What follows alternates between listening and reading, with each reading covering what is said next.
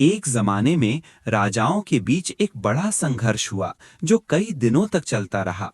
आखिरकार जब शांति लौटी और युद्ध समाप्त हुआ, तब राजा की सेना के कई योद्धाओं को उनके काम से मुक्त कर दिया गया, क्योंकि उनकी अब कोई जरूरत नहीं थी। सभी सैनिकों ने अपना पारिश्रमिक लिया और घर की ओर चल दिए। उन सैनिकों में एक ऐसा था जिसका हृदय बहुत उदार था।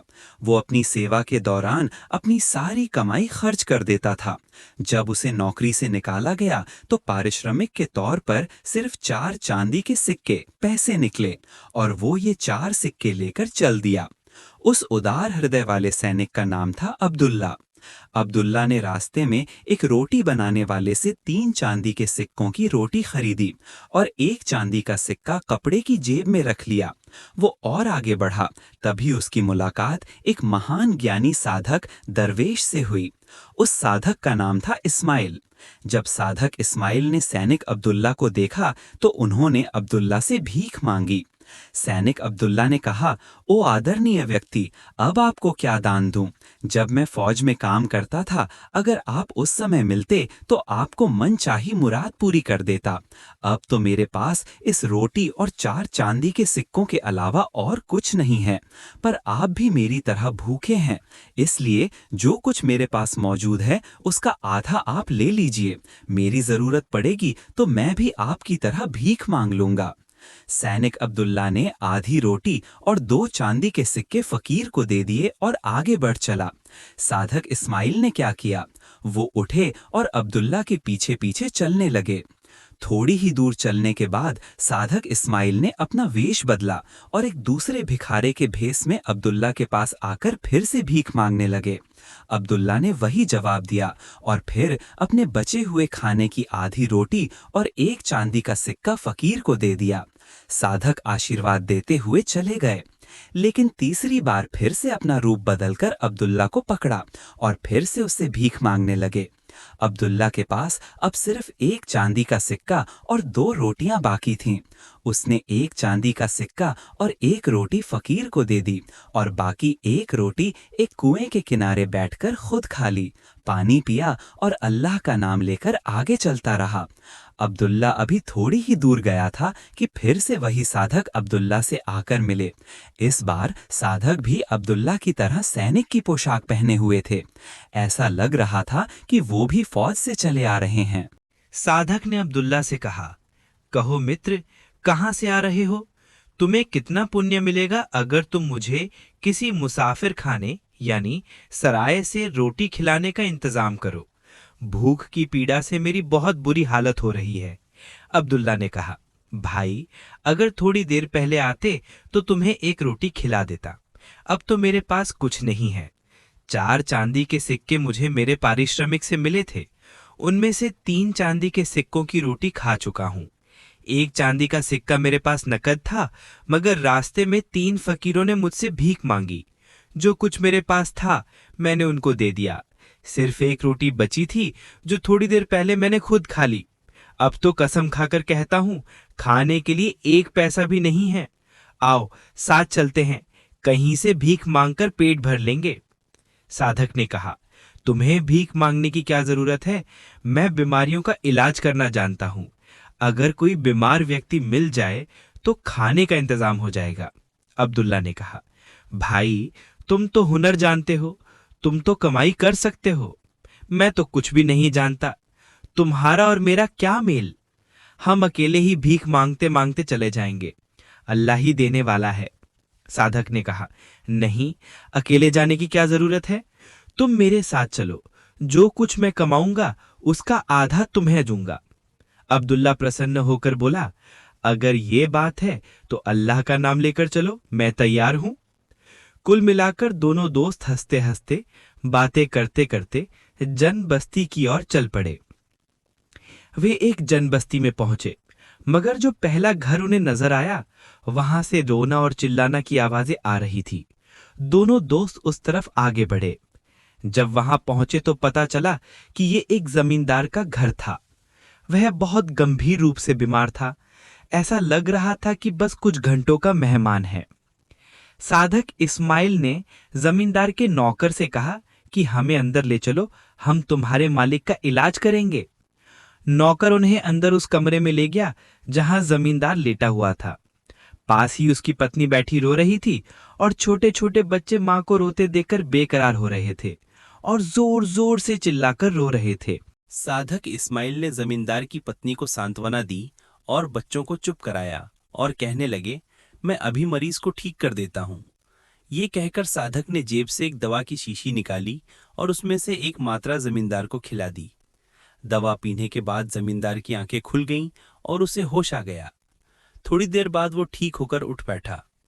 पति पत्नी ने साधक के चरण पकड़ लिए और कहने लगे, हमारी जान, हमारा माल सब मौजूद है, आप जो चाहे ले लें, हम जीवन भर आपकी सेवा करने को तैयार हैं। साधक इस्माइल ने कहा, मुझे किसी चीज की कोई जरूरत नहीं है, मैं कुछ नहीं लूंगा। जमींदार ने बहुत अनुरोध किया मगर साधक कुछ भी लेने पर राजी नहीं हुए। अब्दुल्लाह बार बार साधक से कहता रहा कि कुछ मामूली तो ले लीजिए, रोजी रोटी का इंतजाम तो हो ही जाएगा। मगर साधक कहते कि इसका भी कोई ना कोई हल जरूर निकल आएगा। आखिरकार जमींदार की पत्नी एक बकरी का बच्चा लेकर आई और कहने लगी, कम से कम इसे तो कबूल कर लीजिए, वरना यकीन मानिए हमें बहुत दुख होगा। साधक इस्माइल वो भी लेने को तैयार नहीं हुए, मगर अब्दुल्लाह ने उनसे विनती की कि इसे ले लीजिए, हमें इसकी जरूरत पड़ेगी। आखिरकार साधक ने बकरी का बच्चा ले लिया और अब्दुल्ला से कहा, मुझे इसकी कोई जरूरत नहीं है, तुम्हें इसकी ख्वाहिश है तो तुम इसे उठाकर ले जाओ। अब्दुल्ला ने कहा, बहुत अच्छा, मैं ले चलूंगा। लिहाजा अब्दुल्लाह ने बकरी के बच्चे को पैर रस्सी से बांधे और उसे अपनी पीठ पर लाद लिया और दोनों दोस्त वहां से चल पड़े। वे बातें करते करते बहुत दूर के एक जंगल में जा निकले। अब बकरी के बच्चे को उठाते उठाते अब्दुल्ला बहुत थक गया। उसने साधक से कहा, भाई अब यहीं रुककर कुछ विश्राम कर लेते हैं, फिर आगे चलेंगे। अगर कहो तो बकरी के बच्चे का कबाब भून लेते हैं।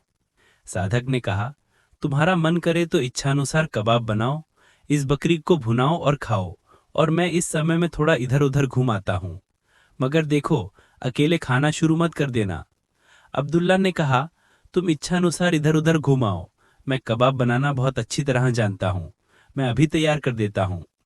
साधक इस्माइल तो इधर उधर घूमने लगे और अब्दुल्ला ने बकरी के बच्चे को ज़बाह किया। कुछ लकड़ियां इकट्ठी करके आग जलाई और कबाब बनाने लगा। अब्दुल्ला ने कबाब तैयार कर लिए और अपने दोस्त साधक के लौट कर आने का इंतजार करने लगा, मगर साधक का कहीं कोई अता पता नहीं चला। अब्दुल्ला भूख से बेकरार हो रहा था। वो सोचने लगा, कोई ऐसी जगह से गोश्त का टुकड़ा तोड़ूं ताकि साधक को पता न चले। उसने कबाब को उलट पलट कर देखा तो बकरी के बच्चे का दिल नजर आया। अब्दुल्ला ने सोचा कि साधक कहाँ दिल ढूंढते फिरेंगे, और ये बहुत मजेदार भी होता है, इसे ही खा लेता हूं। लिहाजा अब्दुल्ला ने दिल निकालकर खा लिया। अब्दुल्ला ने दिल खाया ही था कि साधक साहब वापस आ गए और बोले, ये सारा कबाब तुम खुद ही खा लो, मुझे सिर्फ इस बच्चे का दिल दे दो, मेरे लिए वही बहुत काफी है। अब अब्दुल्ला बहुत चिंतित हुआ और कुछ उसकी समझ में नहीं आ रहा था। छुरी लेकर कबाब में दिल ढूंढने लगा। दिल होता तो उसे कहीं मिलता। आखिरकार थोड़ी देर बाद बोला, महाशय, मैं तो दिल कहीं नहीं देख पा रहा हूं। साधक ने कहा, आश्चर्य कि इसमें दिल मौजूद ही नहीं है। अब्दुल्ला ने कहा, आखिर वो गया कहाँ, मैं तो कुछ भी नहीं जानता। मगर दोस्त, हम भी बहुत बुद्धिहीन हैं। अरे बाबा, बकरी के बच्चे का दिल कहाँ से आएगा, उनका तो दिल होता ही नहीं। साधक ने कहा, सच कहूं तो मैं भी ये बात नहीं जानता था, मगर सभी जानवरों का दिल होता है तो बकरी के बच्चे का दिल क्यों नहीं होता। अब्दुल्ला कहने लगा, नहीं भाई, यकीन कीजिए, बकरी के बच्चे का दिल नहीं होता। मैं बहुत बुद्धिहीन हूं कि आपकी तरफ से दिल की बात सुनकर उसे कबाब में ढूंढने लगा। साधक ने कहा, अच्छा, अगर दिल नहीं है तो मैं कुछ नहीं खाऊंगा, तुम इच्छा अनुसार सब खा लो। अब्दुल्ला ने कहा, जितना मुझसे खाना संभव होगा मैं खा लूंगा, बाकी रुमाल में बांध लूंगा, फिर आपको कहीं भूख लगे तो खा लीजिएगा। आखिरकार अब्दुल्ला ने आधा खा लिया और बाकी आधा रुमाल में बांधकर साथ ले लिया और आगे की तरफ चल पड़ा। वे चल ही रहे थे कि रास्ते में एक नदी आई। साधक ने अब्दुल्ला से कहा, तुम आगे बढ़ो, नदी पार करनी है। अब्दुल्ला ने कहा, नहीं, पहले आप अल्लाह का नाम लेकर शुरू कीजिए। अब्दुल्ला मन ही मन सोचने लगा कि इसे पहले भेजूंगा। अगर पानी गहरा होगा तो इसकी जान चली जाएगी, मेरी जान तो बच जाएगी। आखिरकार साधक पानी में उतरे। पानी उनके घुटनों तक आया। वो आसानी से पार होकर दूसरे किनारे पर जाकर खड़े हो गए और अब्दुल्ला से कहने लगे, अब तुम भी चले आओ। अब्दुल्ला पानी में उतरा तो साधक ने दुआ की कि ये पानी नदी में भर जाए।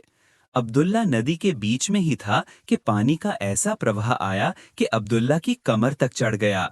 अब्दुल्ला ने मदद के लिए साधक को पुकारा और बोला, भाई बचाओ, पानी के बहाव के कारण मेरे पैर उखड़ रहे हैं। साधक ने कहा, पहले ये स्वीकार करो कि बकरी के बच्चे का दिल तुमने खाया है। अब्दुल्ला ने कहा, नहीं, मैंने नहीं खाया। पानी अब्दुल्ला के गले तक आ गया। अब्दुल्ला ने फिर चिल्लाया, भाई जरा पानी में उतरकर मेरा हाथ पकड़ो। साधक ने फिर कहा, पहले स्वीकार करो कि बकरी के बच्चे का दिल तुमने खाया है। अब्दुल्ला ने फिर वही जवाब दिया, नहीं, मैंने नहीं खाया। पानी का प्रवाह और बढ़ गया और पानी अब्दुल्ला के मुंह तक पहुंच गया। अब्दुल्ला ने तकलीफ से कहा, खुदा के लिए मुझे बचाओ, मैं डूब रहा हूं। साधक ने कहा, तुम भी ये बात स्वीकार कर लो कि बकरी के बच्चे का दिल तुमने खाया है तो मैं तुम्हें बचा लूंगा। अब्दुल्ला ने फिर वही जवाब दिया, नहीं नहीं, मैंने दिल नहीं खाया। साधक को अब्दुल्ला की इस बात पर बहुत गुस्सा आया और उनका मन चाहा कि इस झूठे इंसान को पानी में डूबने दिया जाए। मगर फिर उन्होंने सोचा कि अगर ये झूठा है तो भी इसमें इतने गुण हैं कि ये दयालु और मुसीबत में लोगों की मदद करना चाहता है। आखिरकार उसने एक रोटी के सिवा अपना सारा खाना और चांदी के सिक्के मुझे दे दिए थे। ये सोचकर साधक को उस पर दया आ गई। उन्होंने दुआ की तो पानी उतर गया और वो खुद आगे बढ़कर अब्दुल्ला का हाथ पकड़ा और उसे खींचकर बाहर निकाल लिया। दोनों दोस्त फिर से आगे चल पड़े। रास्ते में साधक अब्दुल्ला को झूठ बोलने से बचने की सलाह देते रहे और बार बार कहने लगे, अगर तुमने दिल निकाल कर खा ही लिया था तो मुझे बता दो, इसमें हर्ज ही क्या है, मैं तुम्हें कुछ नहीं कहूंगा। मगर अब्दुल्ला सारी सलाह सुनता गया और साधक का धन्यवाद किया, मगर अपना दोष स्वीकार नहीं किया। वे दोनों एक साथ सफर करते रहे, यहाँ तक कि वे दूसरे देश में जा पहुंचे। वहां उन्हें पता चला कि वहां के राजा की बेटी राजकुमारी बहुत गंभीर रूप से बीमार थी और उसके बचने की कोई उम्मीद नहीं थी।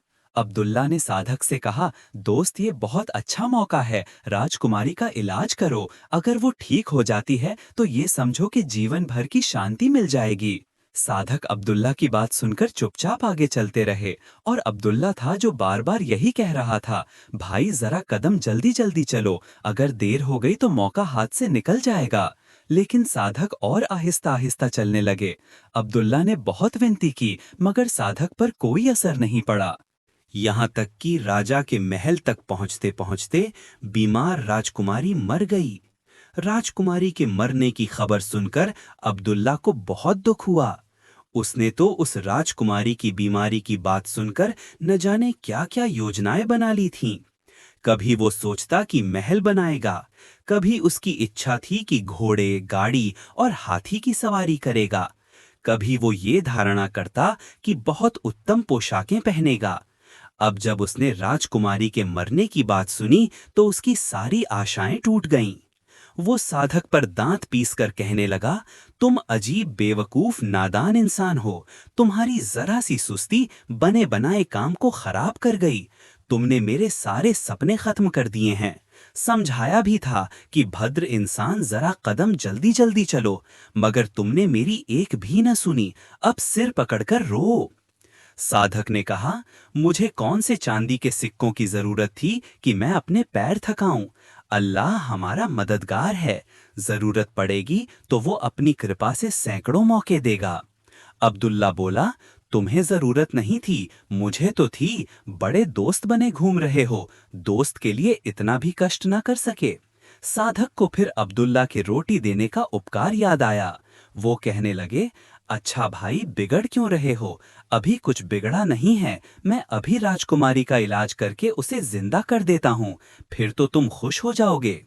अब्दुल्ला साधक के गले लग गया और कहने लगा, आखिरकार अगर ये बात है तो चिंता किस बात की, चलो फिर महल चलते हैं। दोनों शाही महल में दाखिल हुए। वहां तो सब तरफ रोना पीटना था। कोई रो रहा था, कोई विलाप कर रहा था, कोई छाती पीट रहा था। साधक ने घुसते ही कहा, ये रोना पीटना बंद करो, मैं राजकुमारी को जिंदा कर देता हूँ। ये सुनकर लोग हैरान और चुप हो गए और जल्दी से साधक को उस कमरे में ले गए जहां राजकुमारी की लाश पड़ी थी। साधक ने लाश को देखा और सेवकों से कहा, मुझे कुछ ईंधन और एक पानी से भरा बर्तन लाकर दो। जब सारा सामान आ गया तो साधक ने लोगों से कहा, तुम सब बाहर चले जाओ, मैं अपना काम शुरू कर रहा हूँ। सभी लोग कमरे से बाहर निकल आए, सिर्फ अब्दुल्ला बाकी रह गया। साधक ने उसे रहने के लिए मना नहीं किया और राजकुमारी को जिंदा करने में व्यस्त हो गए। फिर उन्होंने राजकुमारी के शरीर के टुकड़े टुकड़े कर डाले, फिर हड्डियों के टुकड़ों को अलग अलग करके उन्हें पानी के बर्तन में डाल दिया और नीचे आग जला दी। राजकुमारी का बाकी गोश्त भी हड्डियों से अलग हो गया और सिर्फ सफेद हड्डियां बर्तन में रह गईं।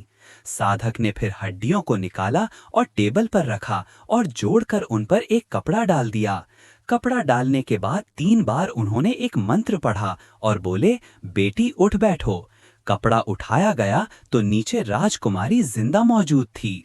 राजा आकर बेटी को देखा तो उसे अपने सीने से लगा लिया और खुशी के मारे पागल हो गए। राजा ने साधक से कहा, चाहते क्या हो? मन चाही मुराद पूरी करूंगा। अगर आधा राज भी चाहो तो मैं देने से पीछे नहीं हटूंगा। साधक ने कहा, महाशय, मैंने किसी पुरस्कार की उम्मीद में इलाज नहीं किया, मुझे किसी चीज की कोई जरूरत नहीं है। अब्दुल्ला ने गुस्से से साधक को कोहनी मारी और कहने लगा, कमबख्त, अकल मर गई है क्या? मैंने तुम्हें इलाज करने के लिए कहा ही क्यों था? मुझे तो पैसे की ख्वाहिश है, ना कि राजकुमारी की। वो क्या मेरी माँ लगती थी? साधक कुछ सोचते रहे और फिर उन्होंने इनकार कर दिया। अब्दुल्ला के गुस्से और निराशा की कोई सीमा नहीं थी। राजा ने उसका मुंह देखकर अंदाजा लगा लिया कि अब्दुल्ला को पुरस्कार की जरूरत है। उन्होंने सेवकों को आदेश दिया, साधक को सोने के सिक्कों में वजन कर दो और जितने सोने के सिक्के चढ़ें वो इन्हें दे दो। आखिरकार साधक को वजन करके सोने के सिक्कों का ढेर पुरस्कार के तौर पर मिला। साधक ने कुछ सोने के सिक्के खुद उठा लिए और बाकी अब्दुल्ला को देकर दोनों दोस्त फिर एक साथ चल पड़े। एक जंगल में पहुंचकर दोनों दोस्त कुछ विश्राम करने के लिए रुक गए। साधक ने कहा, आओ भाई, इस जगह सोने के सिक्के बांट लेते हैं। अब्दुल्ला ने कहा, बहुत खुशी से। साधक ने सोने के सिक्कों का ढेर करके उन्हें 3 हिस्सों में बांट दिया। अब्दुल्ला बहुत हैरान हुआ कि बांटना तो हम सिर्फ 2 जनों के लिए कर रहे हैं, ये 3 हिस्से क्यों? साधक का दिमाग खराब हो गया है क्या? आखिरकार उससे स्थिर रहना संभव नहीं हुआ। वो साधक से पूछने लगा, महाशय, ये 2 इंसानों के लिए आप 3 हिस्से कैसे कर रहे हैं? साधक ने कहा, भाई, मैंने ये 3 हिस्से बराबर बराबर बनाए हैं। इसमें एक हिस्सा मेरा, एक हिस्सा तुम्हारा और एक हिस्सा उसका है जिसने बकरी के बच्चे का दिल खाया है। अब तो अब्दुल्ला बहुत चिंतित हुआ। कितनी बार उसने ये चोरी से इनकार किया था और साधक की हर सलाह पर यही कहता आया था कि मैं इस चोरी से बहुत दूर भागता हूँ और अब स्वीकार कैसे करूँ? सामने सोने के सिक्कों का ढेर देखकर उसके मुंह में पानी भर आया। वो इतने सोने के सिक्के कैसे छोड़ सकता था? आखिरकार थोड़ी देर बाद बोला, भाई, ये बात सच है कि बकरी के बच्चे का दिल मैंने ही खाया है। असल में मैं यूं ही मजाक करके तुम्हें कुछ नहीं बताया और अब ये दूसरा हिस्सा मैं ही ले लूंगा। साधक ने कहा, दिल तुमने खाया है, ये बात कैसे हो सकती है? तुम तो बहुत कस्में खाते थे और ये बात भी कहते थे कि बकरी के बच्चे का दिल तो होता ही नहीं। अब्दुल्ला बोला, अरे आदरणीय, वो तो मैं मजाक से बात कर रहा था। बकरी के बच्चे का दिल क्यों नहीं होगा? जैसे हमारा हृदय होता है वैसे ही बकरी के बच्चे का भी हृदय होता है। साधक ने कहा, ओ सैनिक, लो सुनो, अब मेरा और तुम्हारा साथ चलना संभव नहीं है। तुमने मेरा कोई सम्मान नहीं रखा। इस सोने के सिक्कों के लिए ये व्यवहार, ये लो सोने के सिक्के तुम रखो और अब से तुम्हारा और मेरा रास्ता अलग अलग है। साधक ने सोने के सिक्के अब्दुल्ला को दिए और उसे विदा किया। वो सोने के सिक्के लेकर संकोचित हो गया और बोला, बात बहुत अच्छी है, जैसी आपकी इच्छा। साधक दूसरे रास्ते पर चलने लगे और थोड़ी ही देर में आंखों से ओझल हो गए। अब्दुल्ला मन ही मन सोचने लगा, मेरा दोस्त तो बहुत अच्छा इंसान था, मगर अच्छा ही हुआ कि वो चला गया। अब अपना दोष स्वीकार करने के बाद मेरा इससे मिलना और बात करना शर्मा रहा था। वो सोने के सिक्कों को बांधकर कंधे पर उठा लिया और अपने रास्ते पर चल पड़ा। अब अब्दुल्ला का और क्या कहना था। पैसे की बाढ़ थी, दिन उत्सवों की तरह थे और रातें पूर्णिमा की रातों की तरह थीं। बहुत आनंद से जीवन कट रहा था। दिल का सुख तो उसका पहले दिन से था। बहुत दौलत उड़ाई, क्या हिम्मत कि कोई मांगेगा और वो पूरा नहीं करेगा। उसकी उदारता के सामने तो धन दौलत का भंडार भी कम था। थोड़े ही समय बाद जेब खाली हो गई और बेचारा पहले की तरह अकेला रह गया। किस्मत से उन दिनों उसे खबर मिली कि दूसरे देश के राजा की बेटी बीमार हो गई है।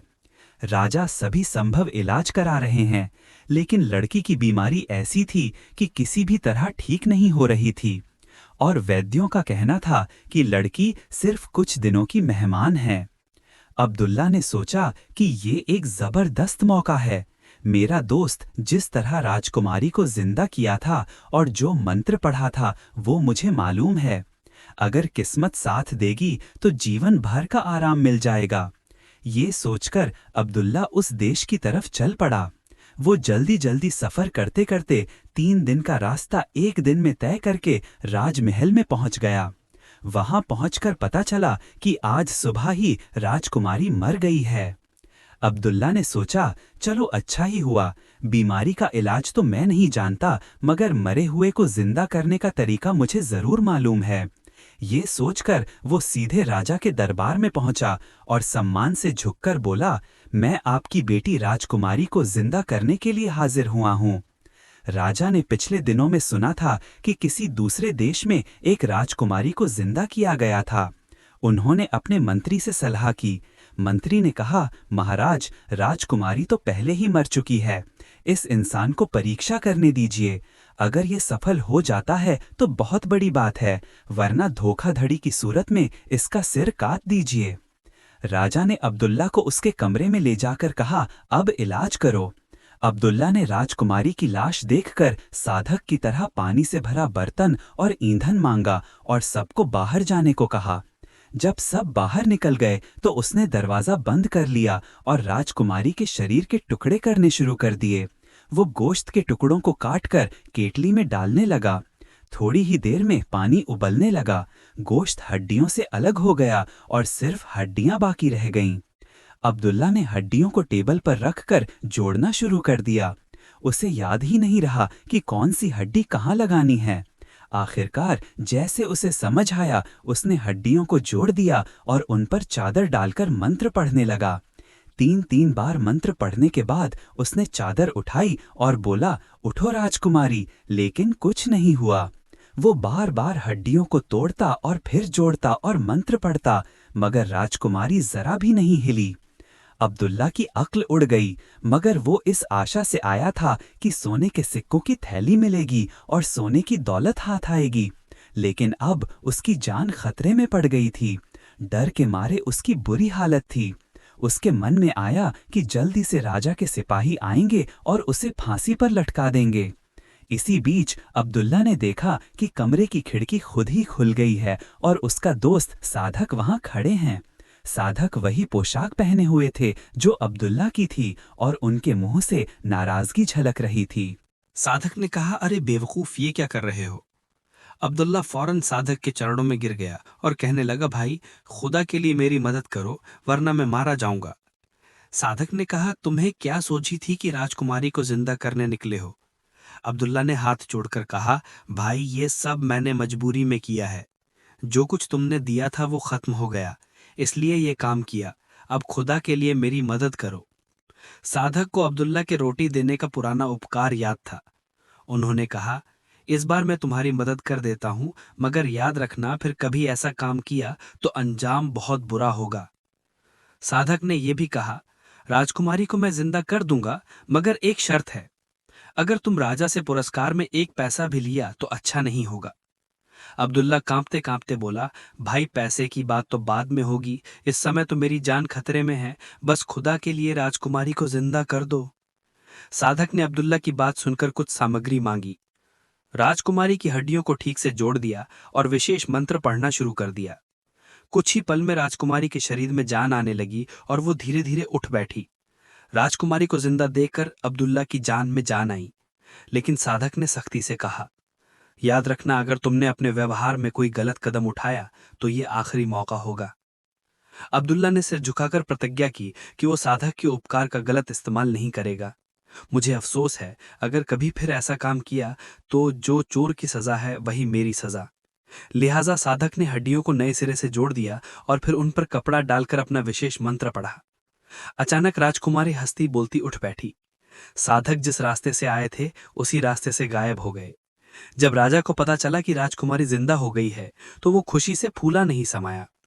उन्होंने अब्दुल्ला को पुरस्कार देने की इच्छा की, लेकिन अब्दुल्ला ने साधक की सलाह याद रखकर पुरस्कार लेने से इनकार कर दिया और कहा कि यह सब ईश्वर की कृपा है। राजा ने अब्दुल्ला की सच्चाई की तारीफ की और अपनी बेटी के फिर से जिंदा होने पर उत्सव मनाया। अब्दुल्ला महल से बाहर निकला और साधक के पास आया और धन्यवाद किया। साधक ने अब्दुल्ला को सलाह दी कि हमेशा सच्चाई और नैतिकता के साथ जीवन बिताए। इसके बाद दोनों अपने अपने रास्ते पर चलने लगे। अब्दुल्ला की खुशी की कोई सीमा नहीं रही। वो सोच रहा था कि जान बची तो बहुत दौलत मिल गई। फौरन दरवाजा खोलकर राजा को अंदर बुलाया।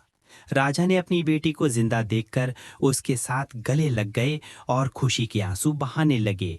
पूरे महल में खुशी की आवाज फैल गई, ढोल बजने लगे और गरीबों में दान करने के लिए भंडार का मुंह खोल दिया गया। राजा ने अब्दुल्ला का धन्यवाद किया और कहा, चाहते क्या हो? अब्दुल्ला घबरा गया कि अब क्या करे। उधर उसने साधक से प्रतिज्ञा की थी कि पुरस्कार में वह कुछ नहीं लेगा, मगर मन में सोचा कि अगर कुछ नहीं लिया तो खाऊंगा कहां से।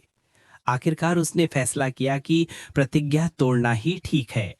अब्दुल्ला ने कहा, महाराज, जो कुछ आप देंगे मैं वह खुशी से कबूल कर लूंगा।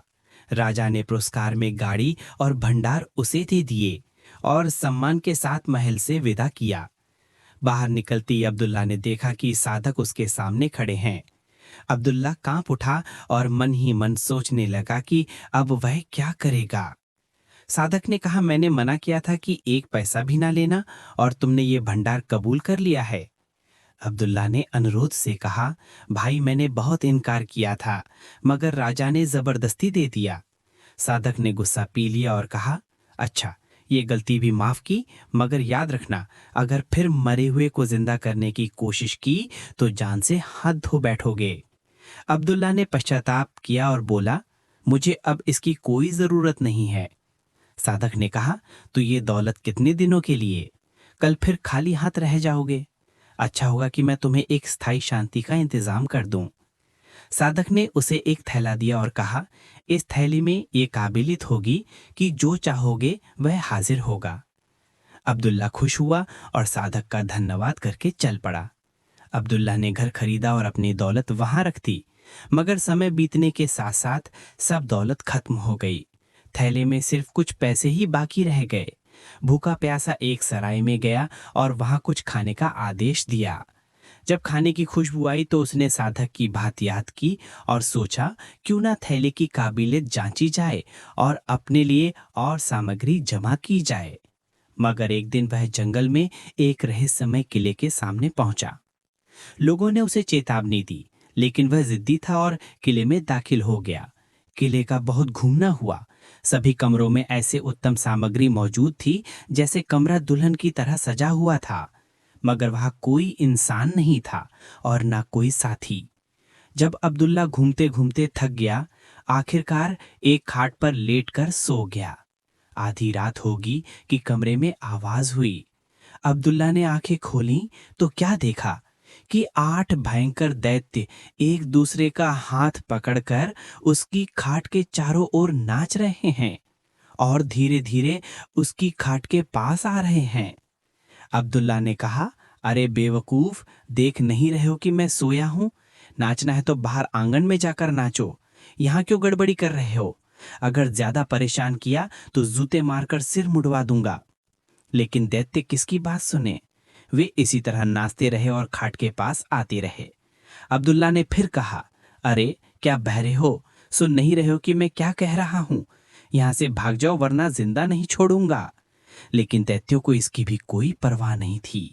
वे नाचने के साथ साथ गाना भी शुरू कर दिया और ऐसी गड़बड़ी की कि पूरा किला सिर पर उठा लिया। अब तो अब्दुल्ला गुस्से के साथ उठ खड़ा हुआ और एक कुर्सी उठाकर दैत्यों के सिर पर दे मारा और कहने लगा, लातों के भूत बातों से नहीं सुनते। देखो, अब मैं तुम्हें अच्छी तरह सीधा करता हूँ। मैं तुम्हें डरने वाला नहीं हूँ। मैंने सारी जिंदगी फौज में बिताई है और लड़ाई का काम किया है। दैत्यों को कुर्सी लगी तो वे सब अब्दुल्ला पर झपट पड़े। अब्दुल्ला अकेला और वो 8 दैत्य। मुलाकात होगी तो कैसे?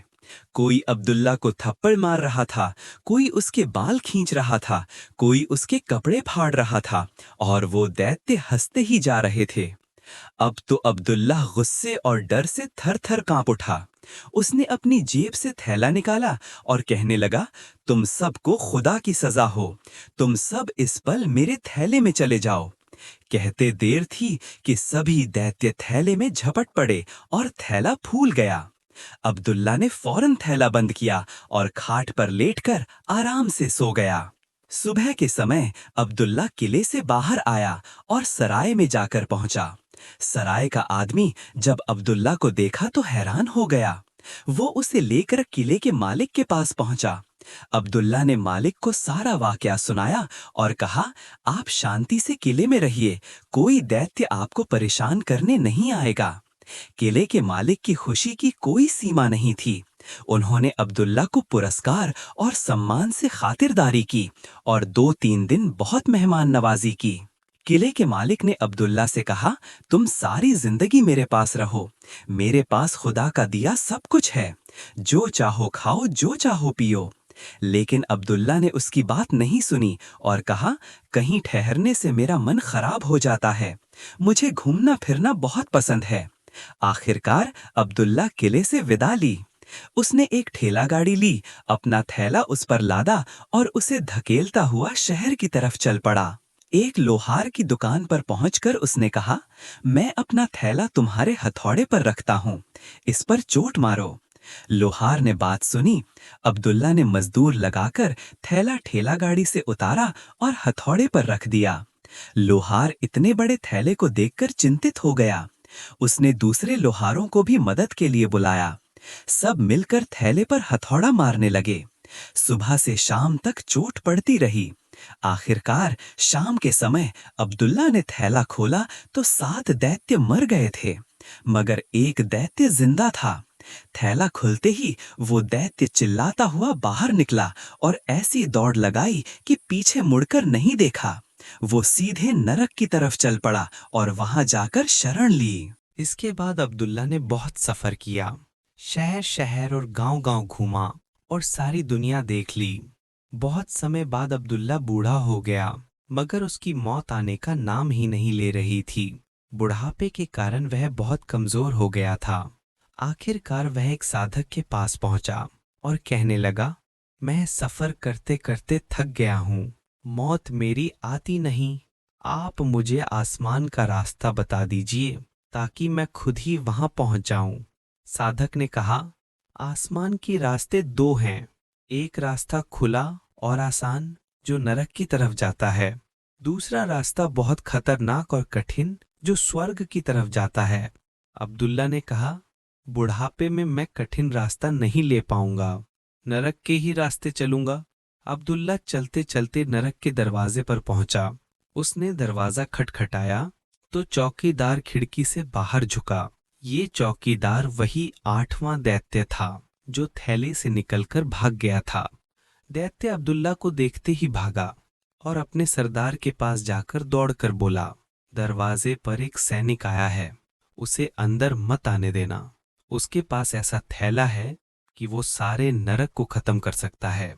मैं एक बार इस थैले में फंस गया था, बस मेरी किस्मत अच्छी थी कि मैं सही सलामत उस थैले से निकल कर आया था। मैंने तो उसी दिन दुनिया में कसम खा ली थी। दैत्य की बात सुनकर उनका सरदार खुद खिड़की पर आया और कहने लगा, हम आपको अंदर नहीं आने देंगे। दूसरे तरफ का रास्ता लीजिए। अब्दुल्ला ने कहा, अच्छा, अगर नरक में नहीं आने दोगे तो मुझे स्वर्ग का रास्ता बता दो। नरक के सरदार ने उसे रास्ता बता दिया और अब्दुल्ला कांपते कांपते स्वर्ग के दरवाजे पर जाकर पहुंचा। अब्दुल्ला ने क्या देखा कि स्वर्ग के दरवाजे पर उसका वही पुराना दोस्त साधक था, जिसने उसे जादुई थैला दिया था। साधक ने अब्दुल्ला को देखा और कहने लगे, कहो, इधर आप कहाँ रास्ता भूल गए हैं? अब्दुल्ला ने कहा, भाई, खुदा के लिए मुझे अंदर आने दो। मैं तो खुद इधर नहीं आया हूँ, सीधे नरक का ही रास्ता लिया था, मगर वहां भी किसी ने मुझे घुसने नहीं दिया। अब तुम ही मुझ पर दया करो, मैं अपने सारे पापों से पश्चाताप कर रहा हूँ। साधक ने कहा, नहीं महाशय, ये जगह आपके जैसे झूठों के लिए नहीं है। अब्दुल्ला रो पड़ा और कहने लगा, अब खुदा के लिए मेरे पाप माफ कर दो, मेरा कोई ठिकाना नहीं है। अब्दुल्ला ने बहुत विनती की, मगर साधक राजी नहीं हुए। आखिरकार अब्दुल्ला ने थैला निकाला और साधक को दिया और कहने लगा, अच्छा तो ये लो, अपना तोहफा भी रख लो, अब मैं इसे अपने पास नहीं रखना चाहता हूँ। साधक ने थैला लिया और स्वर्ग में एक पेड़ की टहनी पर टांग दिया। साधक का थैला टांगना था कि अब्दुल्ला बोला, मैं चाहता हूँ कि मैं खुद इस थैले में पहुँच जाऊँ। कहते देर थी कि अब्दुल्ला थैले में जाकर पहुँच गया। अब तो साधक भी मजबूर हो गए।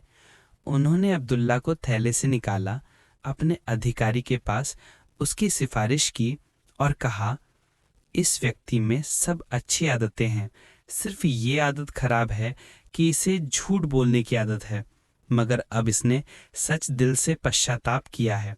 मेरे ख्याल से अब इसे स्वर्ग में रहने की इजाज़त दे दी जाए।